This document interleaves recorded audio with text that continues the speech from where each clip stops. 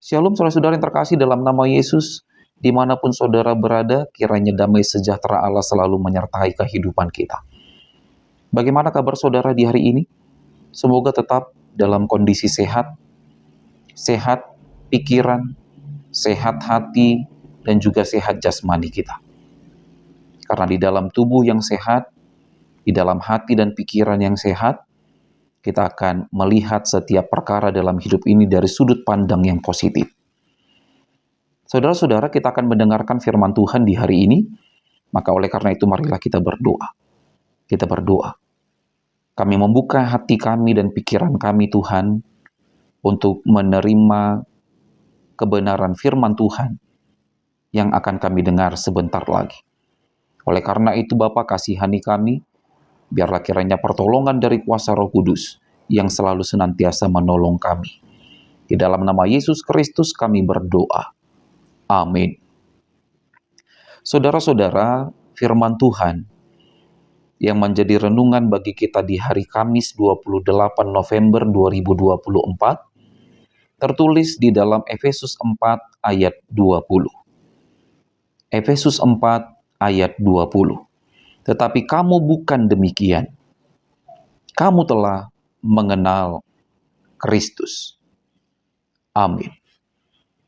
Saudara-saudara, bacaan firman Tuhan di hari ini yang dikatakan oleh Rasul Paulus berbicara tentang pola kehidupan manusia baru. Manusia baru. Jadi bukan manusianya yang baru, tapi lebih dari itu, Paulus ingin berkata tentang ada sebuah pembaharuan karakter di dalam diri kita manusia. Dari yang lama menuju karakter kehidupan yang baru.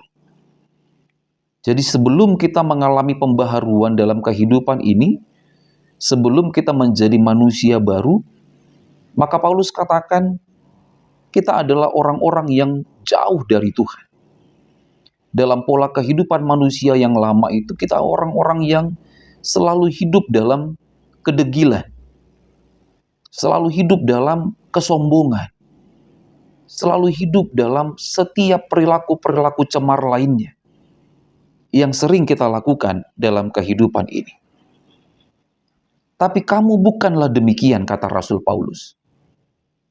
Maka kamu bukan demikian yang dikatakan Rasul Paulus ini adalah tentang orang-orang yang sudah hidup baru. Bukan lagi hidup dalam hidup yang lama.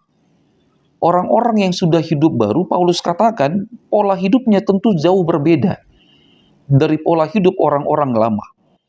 Kalau orang-orang yang hidupnya sudah diperbaharui, orang yang sudah hidup baru, maka hidupnya saudara-saudara dipenuhi dengan nilai-nilai kebenaran.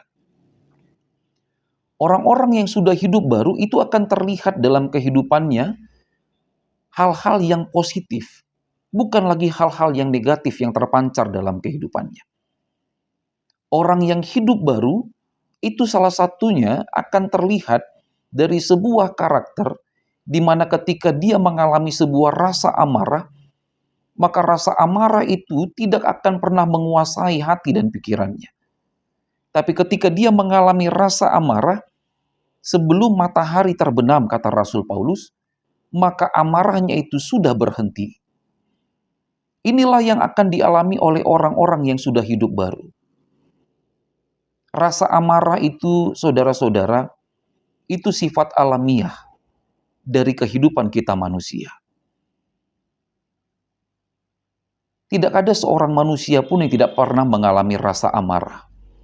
Tapi kalau kita sudah hidup baru, ketika kita mengalami rasa amarah di dalam hati kita, itu tidak akan bertahan lama. Dan rasa amarah itu tidak akan menguasai kehidupan kita. Tapi ketika kita sekarang marah, sebentar lagi amarah itu sudah akan berhenti. Jadi kalau ada ibu-ibu yang sudah bertahun-tahun tidak pernah padam rasa amarah di dalam hatinya kepada tetangganya, entah karena persoalan apapun itu tandanya ibu-ibu yang belum mengalami hidup baru, belum mengalami pembaharuan di dalam kehidupannya. Kalau ada majelis jemaat yang dari tahun ke tahun tidak pernah omongan dengan teman sesama majelis, dari tahun ke tahun memendam rasa sakit hati, memendam rasa amarah, itu tandanya majelis yang belum mengalami hidup baru. Karena Paulus katakan, kalau kita sudah hidup baru, maka kalau kita mengalami rasa amarah, maka tidak lama kemudian, sebelum matahari terbenam, rasa amarah itu sudah akan berhenti. Jadi kalau ada majelis dari tahun ke tahun memendam rasa sakit hati, memendam rasa amarah, dia katakan dia majelis sudah bertahun-tahun jadi majelis, tapi perkara-perkara seperti itu, perkara-perkara kehidupan manusia lama tetap melekat dalam hidupnya, itu tandanya dia harus mengalami sebuah pertobatan. Saudara-saudara, mari alami perubahan dalam kehidupan ini. Ubahlah pola kehidupan, ubahlah pola pikir dalam menjalani hidup ini. Ulang lalap ipertahan konhita, biak hengkeng maruhur ai. Jangan bertahan dan mempertahankan sifat kesombongan di dalam hati kita. Yakinlah saudara-saudara, ketika kita hidup dalam kesombongan, tinggi hati, Tuhan akan jatuhkan kita.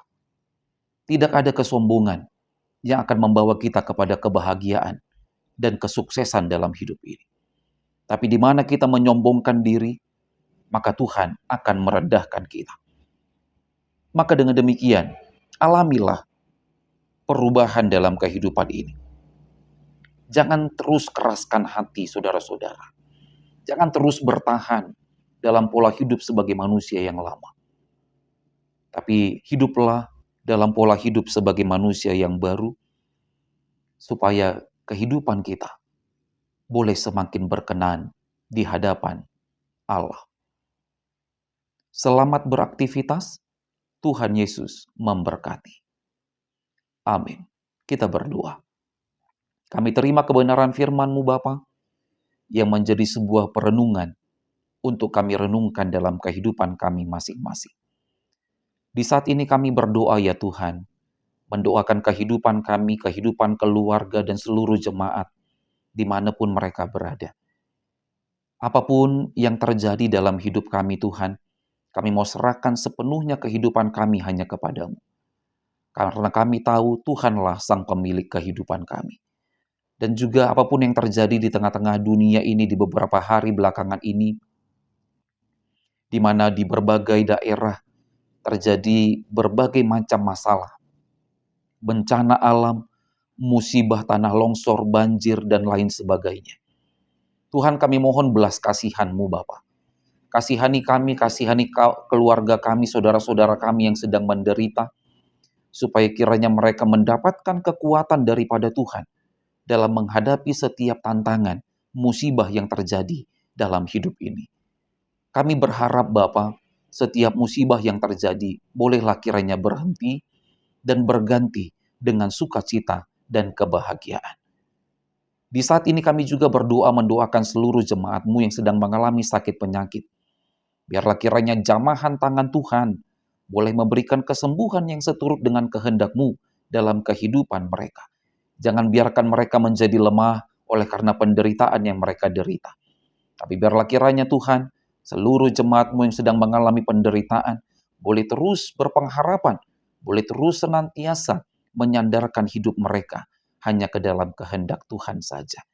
Tubuh jiwa roh kami sebagai manusia yang lemah ini, kami serahkan sepenuhnya kepada kuasa dan penyertaan-Mu Tuhan. Kasihanilah kami Bapa, kasihanilah kami. Di dalam nama Yesus Kristus kami berdoa.